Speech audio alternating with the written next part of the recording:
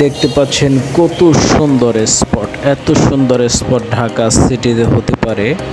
Dhaka city নয়, ঠিক ঢাকা জেলার ভিতরে এত সুন্দর একটা জায়গা আগে কখনো দেখেছেন? হয়তো দেখেছেন, উপর থেকে দেখেননি, অনুভব করেননি। এভাবে যদি উপর থেকে দেখা হয়, জায়গাটা অত্যন্ত সুন্দর। ধলেশ্বরী টোল প্লাজা, যেটা ঢাকা থেকে মাওয়া হয়ে বরিশাল অঞ্চলের দিকে, খুলনা অঞ্চলের দিকে যে রোডটা গিয়েছে নতুন, এই যে বিগত সরকার এই রোডটা বানিয়েছিল, অত্যন্ত চমৎকার।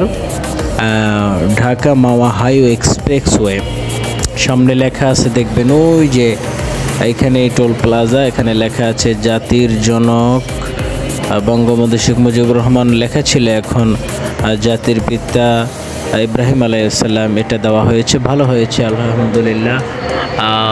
কত সুন্দর, উপর থেকে তাকালে আসলে অদ্ভুত। মানে এটা কি বাংলাদেশে আছি নাকি অন্য কোথাও আছে সেটা বুঝে পাওয়া খুবই মুশকিল। অত্যন্ত চমৎকার একটি জায়গা, দেখতে পাচ্ছেন কতটা স্পিডে এখান থেকে গাড়িগুলো যায়। রিসেন্টলি এই জায়গায় একটা অ্যাক্সিডেন্ট হয়েছিল 2 সপ্তাহ আগে, এ কারণে প্লাস্টিকের এগুলো দেওয়া হয়েছে।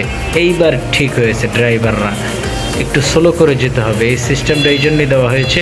ডিরেক্ট এই টোল প্লাজা একটা গাড়ি, আপনারা হয়তো খবরে দেখেছিলেন, এখানে পিছন থেকে ধাপ করে এসে অন্য একটা গাড়ি মেরে দিয়েছে। কয়েকজন জায়গায় ডেড মার্ডার হয়ে গিয়েছিল।